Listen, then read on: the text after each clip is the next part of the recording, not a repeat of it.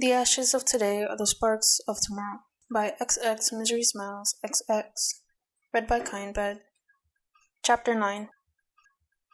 Toby blew on his nails, watching the alternating black and blue paint shimmer. Ogawa let out a weary sigh at the sight of Hawks' talons, which still had bits of dried blood encrusting the top. I thought I told you to grow these out. It's not healthy to cut them back like this. Haruka frowned. I'm not sure I can paint these. They might need more time to heal. She set down the polish. I could do your toes, though, if they aren't bleeding. Hawks went so pale he must look vaguely ill. He'd managed to hide his feet so far, but there was no way he was going to let Toby get a good look at the ugly mess that was his talons. Besides, they were just as bloody from being shoved into his boots and the hospital slippers he'd stolen. He strangled out. I'm not really into having my nails painted, really. Sorry. It's okay, Keiko, Toby said, kissing his cheek. Toby had started calling him that, reminding him it was the Japanese word for adoration. Hawks had jokingly shot back, Are you saying you adore me? To which Toby had just flushed, muttering that he already knew the answer. The name Toby meant to fly, and wasn't that the grandest cosmic joke of all, losing his flight, only to find it again? You two are insufferable, Ogawa teased. Hawks blushed, looking at Toby, then down to where Toby's drying fingers were resting on his thigh. It was odd, this feeling, of being with someone. Some deep instinct within him screamed at him to be ashamed, to be embarrassed that he was acting this soft for someone, that he was letting himself be weak. It kept him up at night. It made him sick to his stomach. But when he saw Toby, when Toby smiled and traced his jaw with his finger and playfully nudged him with a laugh like a warm spark, he knew that it was all him, because Toby made sense in his life. It felt right to have him there, and Hawks wondered if only Toby could crawl into bed with him and hold on to him. The nights wouldn't feel so sickening. It's not my fault that I'm borderline as fuck, and he's my current favorite person, Toby said, elbowing Hawks playfully in the side. Haruka sighed. Borderline? Hawks asked, not understanding. Toby patted his shoulder affectionately. Borderline personality disorder. One of the shrinks will know. Haruka nodded. It's a personality disorder characterized by mood swings, feelings of emptiness, difficulties with forgiveness and attachment, high anger, impulsive or self-destructive behavior, and general emotional instability. The cause is still being investigated, but most cases have shown that child abuse and neglect victims have the highest rate. It's actually really interesting, as it's usually characterized as a dangerous or outwardly violent disorder, but rarely do people actually recognize the high rates, 90% if I'm correct, of self-injury, eating disorder, and other self-destructive behaviors that lead to more. Ogawa poked her. Hey, word nerd, you're rambling. Haruka flushed. Sorry, just psychology is my special interest. You might have guessed that, actually. She flushed harder, and Ogawa laughed. Special interest? Hawks asked, feeling more confused by the second. Ogawa squinted at him. It's an autism thing. Did you ever go to therapy growing up? Hawks shook his head. Of course not. Fucking H. She cut herself off before she could finish the other 3 letters, and reveal exactly why Hawks was this fucked up. Healthcare system. She fumbled out finally, flashing an apologetic grin. Yeah, Hawks said, nonchalantly enough that Toby gave him a funny look. I don't really care about labels, Toby announced, leaning back. It's just not the point of life. I don't need a label to tell me that I'm hot and psychotic. I know I'm hot and psychotic. It's my brand. Isn't labeling, a huge part of having a brand? Hawks questioned. Quiet, bitch. Toby put a hand over his mouth. Ogawa and Haruka exchanged a look. I don't need a label to have everyone fucking knowing what my deal is. Besides, there's already a sexy maniac trope for borderline people, and I'm not feeding the stereotype just because I can't help being gorgeous and full of vengeful rage. He flipped his hair, deliberately smacking Hawks in the nose. Hawks squawked, and Haruka burst into giggles, covering her mouth with her hand. Ogawa just raised her eyebrows.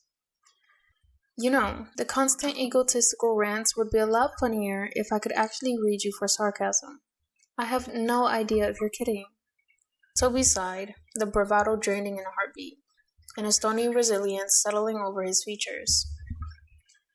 Don't worry, kitty cat. I haven't forgotten what my name is. He met her eyes, and Hawks felt something pass between them that he didn't understand. So he just took Toby's hand and squeezed it. He didn't understand, but goddamn it if he wouldn't try. Chapter 10. Question, said Toby as he came back from getting evening meds. Yeah? Hawks asked, raising an eyebrow. Toby flushed slightly. Do you want to fuck me? Hawks stared, not sure how the fuck to respond to that. What? Do you want to sleep with me? Have sex, get laid, make macaroni art? I don't know which one you prefer. Toby rubbed at his neck. Hawks wanted to laugh at whatever make macaroni art was supposed to be, but was unfortunately too busy just staring. Hawks started. Do you want to? Toby flushed. Yeah, I do. Oh, Hawks thought. Do you want to try? Sure. Toby avoided his eyes. I'm a virgin. Me too. I'm sure we can figure it out though, Hawks said, taking Toby's hand and squeezing it. We'll just go slow. Toby smirked. Okay. They walked towards the stairs together, Toby wrapping an arm around his waist. Hawks let out a breath. Do you have, condoms or lube? I want to be safe, just in case. Yeah. Toby flushed. They have a safe sex education table set up in the lobby as part of their teen health clinic. It has free condoms and stuff, so I grabbed a few. I've heard it's safe to use aloe vera as a lube alternative. I have a lot of that since burn cream and all that. Of course you do, Hawk said. Do you mind topping? I'm not really sure I'm comfortable with that. Sure. Toby murmured, leaning over and biting his earlobe. Hawk shuddered. Fuck. Toby made a purring sound in turn, kissing his neck before leaning back. Frowning, he touched his fingers to Hawks' bandages. I need to know though, any major places where you have injuries or that get sore easily? I don't want to hurt you. Hawks breathed out a sigh of relief. He hadn't ever expected to talk about this so casually with anyone. But Toby made it feel safe. My back, at my shoulder blades, some old burn marks there can flare up easily. And my left shoulder, and some of my neck. Legs are pretty okay, but my feet are affected by my mutation, and I don't think I'm comfortable showing them to anyone, including you. Sorry. He ducked his head. Toby just poked his cheek. Don't apologize. I'll respect that. Hawks felt his heart skip a beat. Thanks. He paused. What about you? Well, the main concern would be my quirk, probably. But I took my suppressants this morning and just a few minutes ago, so it should be good. If I push you away at any point, though, just get back and wait until I say it's safe, okay? Toby explained seriously, and Hawks nodded, tracing a thumb over his jawline. I guess I should also mention, I'm under treatment to repair a lot of damaged nerve endings, Toby admitted, so just be careful. I sometimes don't realize I'm hurt at first, and it could be dangerous. Besides that, the areas that have been repaired are still really sensitive, mostly along the seams of my stitches, he said, looking on edge for a second as Hawks reacted. So, just be gentle? Hawks asked, and Toby nodded. Hawks touched a hand to a staple line and pushed down slightly. Is this a good amount of pressure? Yeah, Toby said. Not much more than that, though. Got it. Hawks took his finger away, replacing his hand with his mouth to gently kiss along the scars. Toby gently lifted Hawks' chin up with his hand, moving his lips to press against Toby's. Hawks said when they finally broke apart, not sure exactly how to say what he was about to say. He swallowed. I wanted to tell you something. If we're going to have sex, my quirk, I have a mutation quirk, animal, and he turned his head away. My species, mate for life. I'm not sure exactly how it translates for me, but I just wanted to make you aware. If this turns out to be an accidental marriage proposal or something, for me, obviously, you don't. He trailed off, face hot. Toby just laughed. I know, baby. What? Hawks' head snapped up, heart kicking to a fever-pitched beat. I'm not that dumb, sunshine. Sorry. I've known you're a mutant for a bit. And Hawks was speechless. You're okay with that? Toby leaned over and kissed his cheek. I would have said something if I wasn't. And something in Hawks' chest just lets go. He smiled. Oh. Want to know my current theory? Toby asked, eyes twinkling and lips curling into a mirrored grin. Hawks nodded shakily.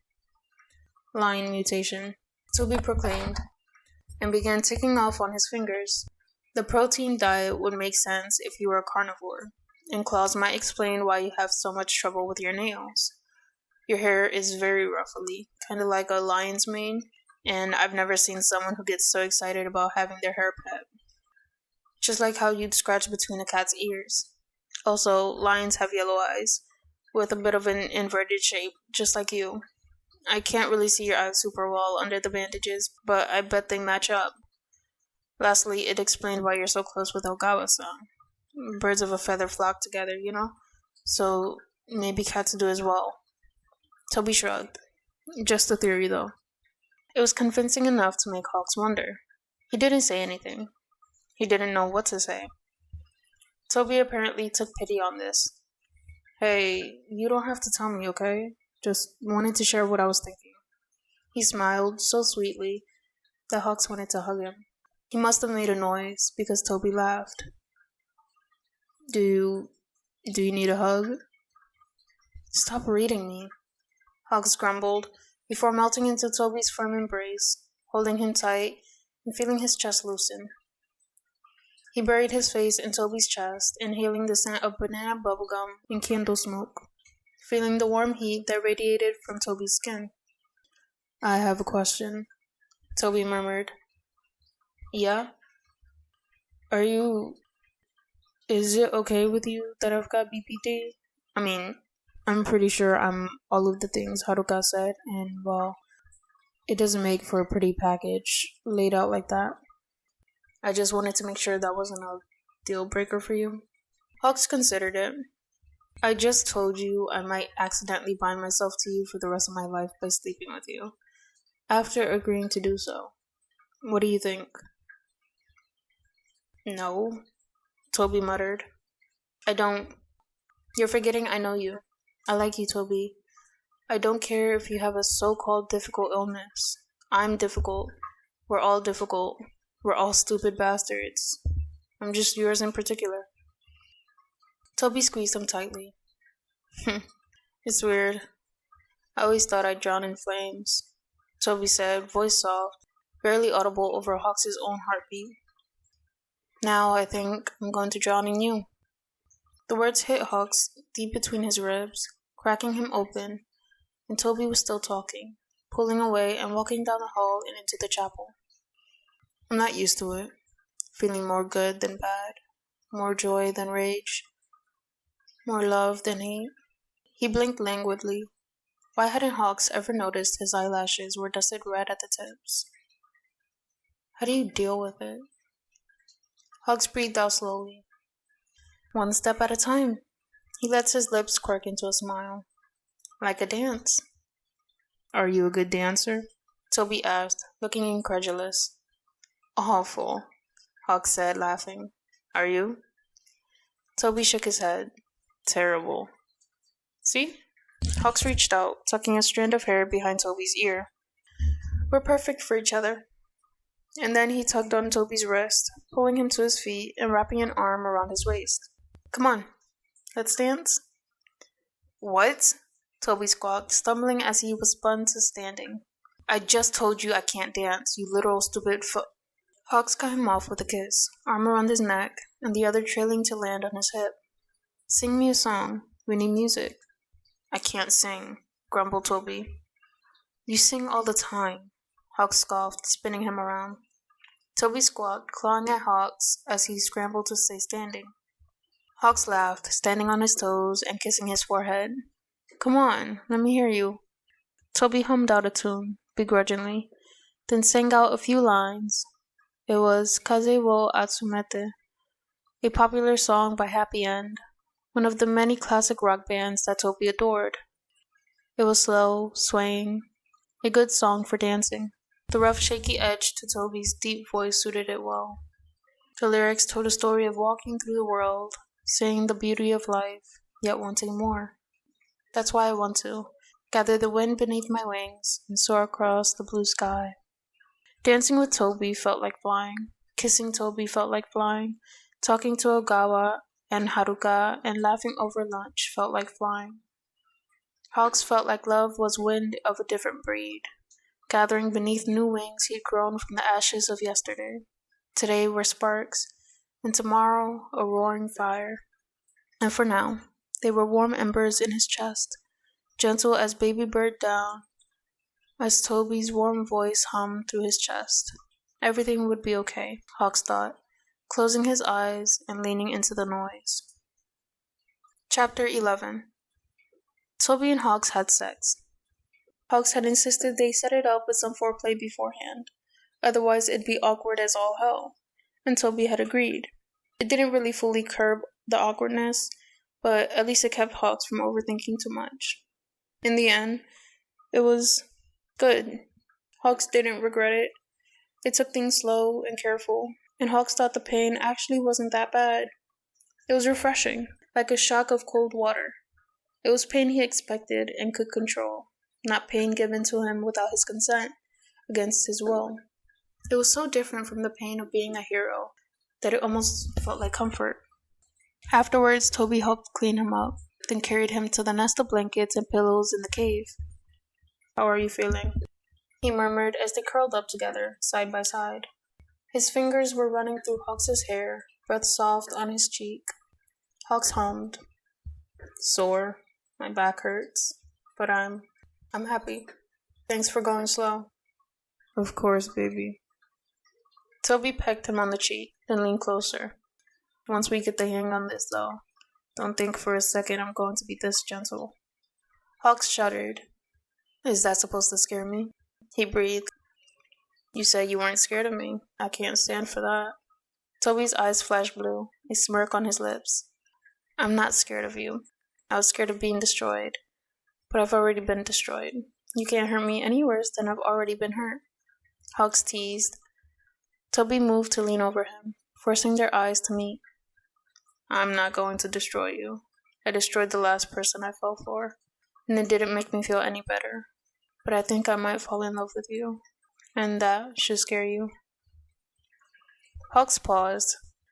Toby, is this some edgy I hurt the people I love thing, or do you think I'm going to push you away just because you care about me?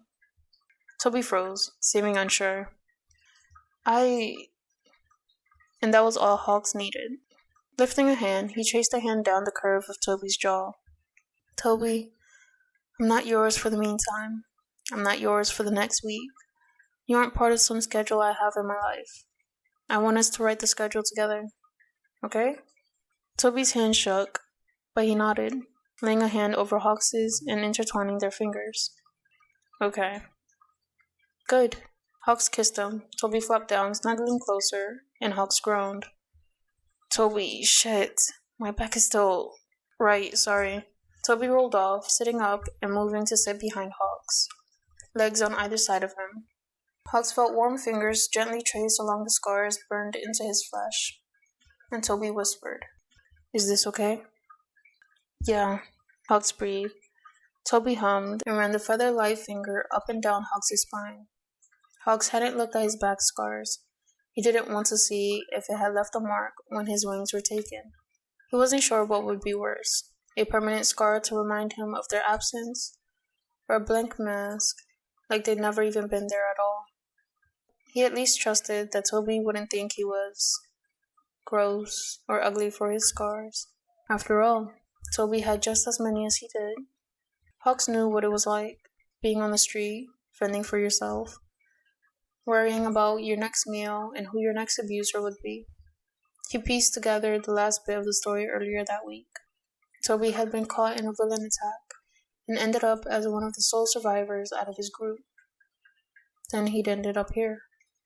Hawks wondered if he could have somehow saved him, if he'd just been a bit quicker to recover. And what about the villains? Had he fought one of the same monsters who hurt Toby before? If he had, he hoped he'd killed them. He hoped their blood was on his hands. Baby, I don't know who gave you these scars, but you better tell me if you ever see them again. Toby whispered, chin resting on top of Hawks' head. That way, I can kill them. Don't worry, Hawks murmured. Already dead. Dang it. Toby sighed. I had a whole speech planned and everything. Hawks snorted. Of course you did. You dramatic bitch. I'm not dramatic, Toby scoffed. You're terrible. Oh yeah, if you're so normal, tell me this. Why did Ogawa ask you to choreograph the dance fight for the skit Haruka is writing? Hawks could almost feel Toby's blush. That's bullshit. Shut the fuck up. Okay. Hawks raised a finger. But counterpoint. I'm your boyfriend. You're an idiot, argued Toby. I'm your idiot, Hawks teased, smug as all hell. Counter-argument. Shut up so we can get some sleep. Toby grumbled, the eye roll audible in his tone. Make me, Hawks teased. Then Toby shifted to lay down, laying kisses over Hawks' neck, and then up to his lips. Okay, he whispered, and Hawks was too lost in the feeling of soft touches and finger brushes to do anything but melt into the touch, and hope it never went away. Chapter 12. Kay. Hawks awoke to a shaking hand loosely around his wrist, and blinked open tired eyes, smiling as he sat up. Toby. His back was sore from the awkward sleeping position on the pillow nest, and also from, he blushed to think about it. He felt well rested. He felt whole. His theory had been right. Toby was all he needed to keep his mind from turning on him in the night. Okay, Toby said again, and Hawks paused. The happy days he'd floated in fractured by a feather plume's sharpened end. Something was wrong. Toby's voice was hoarse and shaky, his normally warm hands almost too hot against Hawks' skin. Suddenly, he was wide awake. Toby, what's wrong? Hawks asked, rubbing his eyes and wincing as the motion sent a jolt of pain through the marred side of his face. As his razor-sharp gaze fixed on Toby, he sucked in a breath. Toby's jaw was clenched, knuckles white, shuddering. His blue eyes were unfocused, watery, and Hawks reached out, grabbing at him. Toby, look at me. Are you hurt? Are you sick? Toby blinked, seeming nearly too out of it to respond, but managed. My quirk. It hurts. It hurts so much. I can't. He bit his lip, and tears rolled down his face. Fuck. Can't cry. Then his eyes widened. My meds. What time is it? Hawks looked around, spotted the small radio Toby had, and checked the clock. 10 o'clock. Toby cried out, shivering. That's 2 hours too late. And he gestured, and Toby saw his wrist was bare. Left it in my room. He broke off and just sobbed, long and ragged. Okay, help, Hawks pulled Toby into his arms, ignoring the heat of Toby's skin, trying desperately to remember his first aid training. Toby's pulse was quick and skipping beneath his hands. We need to get you to the nurse. Can you stand? He asked, trying to keep his voice calm. Toby shifted as if to stand, then swayed before dropping to his knees, and clapping a hand over his mouth, making a pained noise. Hawks grabbed the trash can from the corner, shoving it under his chin, and using his other hand to push Toby's hair back as Toby vomited, body going more slack with each retch. The moment he finished, Hawks moved, picking him up by the waist. His skin was sweltering, and Hawks felt the urge to drop him, to push away the heat as he turned and ran. "It hurts, Kay. It hurts," Toby sobbed, and Hawks just nodded. "Shh. I know, baby. I know. It's okay." Toby clutched at him, eyes unfocused and words disjointed. "Am I going to die?" Hawks runs. He runs down the white halls. They are never ending. He screams, "Ogawa, help. Haruka, someone, help. Fuck, help, please." There is never enough time. Hands are pushing him down, holding him to the ground, and there is fire everywhere. There is smoke. There is the smell of death. There is pain, and there is never, ever enough room to breathe. His wings are burning, and he's burning, burning in hell with the world in his arms. He's going to lose the world. He's going to lose the war. He can see the fifth dimension and the eighth wavelength of color, and it's piercing his eyes, dripping down his face. There are ultraviolet rays on his cheeks, hot and wet and burning. He has never run fast enough to make it. There are claws in his chest cavity. There is fire in his lungs. These claws are from inside him, slicing through sinew and vocal cords, and he can't fly away anymore. He can't escape. Long green hair is standing in front of him, a ghost in the liquid time spiral he'd been trapped in. The ghost speaks, and Hawks doesn't register, doesn't think. She reaches out for him, to kill him and drag him into her world, but his world is already its. The world is ripped from his claws, and the rays burn through his cheeks. Red and blue and blood and fresh and hot and scorched and dark and empty and crying and screaming and... Hawks. Ogawa was there, hands firmly on his shoulders. "Breathe." Hawks took a gasping, shuddering breath. He was on the floor of a checkup room, hands balled tightly at his sides. The overhead lights a soft halo behind the head of the green-haired cat mutant in front of him. She blinked. In. He breathed in. Out. He breathed out, following her gentle instructions as she helped him construct the box in his chest, breathing inside its confines, slowly dragging his mind back down to earth. Slowly the world came back to him, bits and shards, fragments and fractions, but they were there, and they were whole again, beneath his fingertips. "Toby," he whispered, and he finally felt alive enough to speak. Ogawa nodded understandingly. "He's okay. He suffered a heat stroke, but thankfully seems there is no lasting organ or cognitive damage." Hawks blanched. "Those can happen with a heat stroke?" Ogawa hesitated. "Yes," she conceded, "but it's very rare. For now, let's focus on the good part, that he's okay, and neither of those things have happened to him. You were good to bring him over quickly, otherwise things might have gone worse." Hawk swallowed hard, remembering how hot Toby's skin had been beneath his hands, how pale he'd looked. Can I see him?" Ogawa nodded. "I don't see why not. He's sleeping right now, but he should be good in a day or so.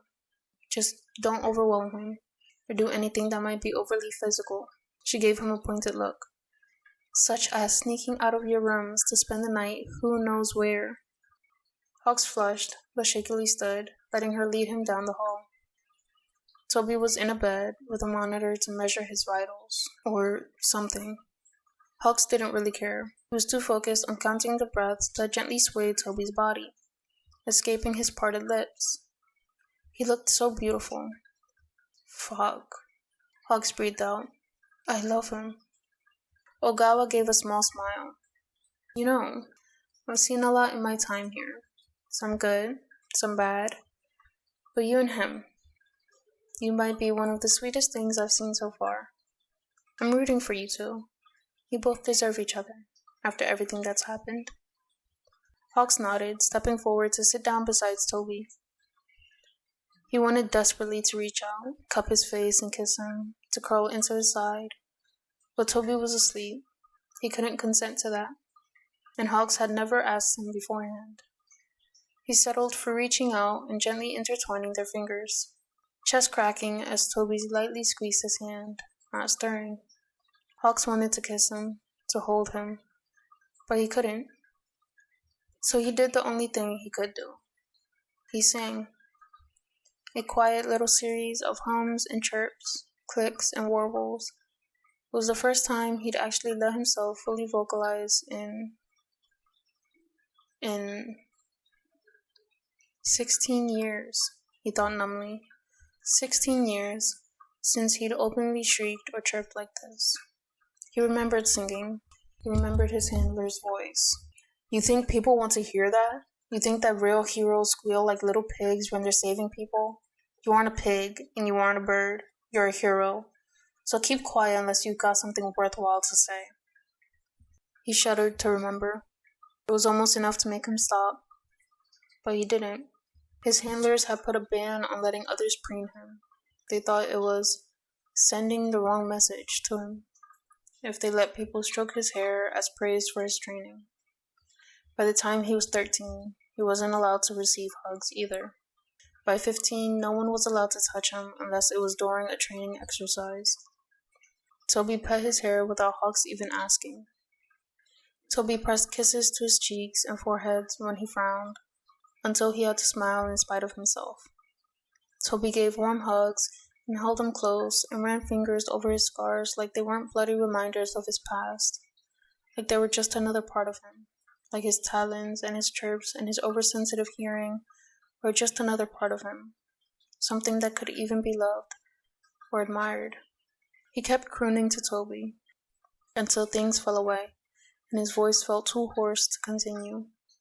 He kept singing until he couldn't speak. He kept singing because there was no one else who'd ever accept him this way, who'd made him feel like he could just exist without being a burden, like he could just live without being a problem, and because he loved Toby so much it hurt him. Hawks held onto Toby's hand and sang. Hawks felt fingers in his hair and nearly happy chirped in response, before swallowing it down, so it came out more of a low rumble. A soft laugh, low and scratchy, brought him to, and he blinked in confusion, looking up to see crinkled blue eyes staring at him. Hawks lifted his chin, feeling his knees come to life with angry protest at being slept on, and groaned. Toby. Toby let his nails glide through the thick blonde strands again. Hey, baby, you're awake. Hawks made a noise, making grabby hands until Toby gave in and kissed him. You're such a clingy bitch. Is this all I am to you? A glorified stuffed animal? He grumbled as he flopped back. Stuffed animals don't have this much of an attitude problem, Hawks complained, poking his arm. I don't have an attitude problem. Everyone else just has a fucking politeness problem, and I have to deal with their stupid standards. Toby rolled his eyes. Hawks made a non-committal noise as his brain finally began to catch up with his mouth, and he remembered everything from the day before. You had a stroke, said Hawks accusingly. Heat stroke, Toby corrected. Same thing, said Hawks, not sure if it was. That is absolutely not the same thing, Toby replied. But it doesn't matter, because you're not going to worry about me. Yes, the fuck I am, argued Hawks. I personally think that nearly dying is totally not cool behavior. I think you look cute when you decide to inhabit your delusional world of believing you're right. Toby kissed him, before Hawks could respond with an equally biting remark. Besides, this is far from the worst I've been through. I once had my drink spiked, my ankle twisted, and my elbow broken in a bar fight. Okay, that's one hell of a thing to say. And I'm going to absolutely pry this story from your chapstick-deprived lips if it's the last thing I do. Hawks started. 2, not an excuse. Try again. He made an sound, like a buzzer on one of those game shows that enjoys publicly humiliating its contestants. So basically all of them. Look, it was an honest mistake, Toby said, voice heavy with resignation. Chances of it happening again are low, and nothing bad actually happened. We're okay. Hawks let out a frustrated growl. Toby, I don't want you to hurt. I know I'm being stupid, but I just care about you so much and this hurts. Toby sighed. I don't know what to say. He paused, frowning. Can I have a hug? Toby dove into his arms, burying his head into Toby's chest. Toby hugged him tightly, hiccuping slightly.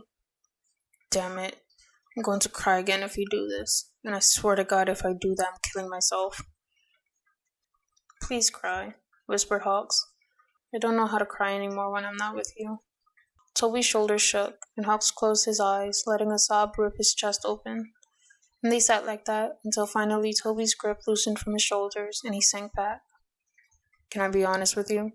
Toby asked softly, and his voice sounded so unhappy that Hawks simply didn't know what to do. Of course, he said. Toby looked up, meeting Hawks' gaze, and swallowed hard. I think I might be in love with you. The words fell like iron shackles, yet Toby looked freer for it. Hawks' heart thudded hard in his chest. I haven't loved anyone before. My parents didn't love each other. One of my old friends talked nonstop about love, but I'm not sure she knew what it meant, really. Toby paused again, as if struggling for words. But you make me happy, and I like you, and you make me want to like myself. I'm not just some asshole or some psychopath. I don't feel like I'm hiding my identity when I'm with you. I feel like this is my identity. He swallowed hard. I think I want to tell you my real name, so you can have both, Kay. I love you. Hawks didn't know what to think, or do. I love you too. I love you so much it hurts. God, Toby, I'm head over heels. Toby kissed him, and it felt soft and sweet and so full of love. Hawks could only melt into it and hope he didn't fall apart. Toby leaned back, taking a deep breath. My name isn't really Toby. Hawks nodded, listening patiently, as Toby struggled to get the next words out. It's Todoroki Toya. It was like ice water had been dumped over his head. Hawks flinched back as if slapped. He said something he couldn't hear. His ears were ringing, vision going black. Fuck no. How had he not realized? How had he ignored all the signs? How had he... Hawks shakily stood up, turned, and ran. He didn't look at Toya's face.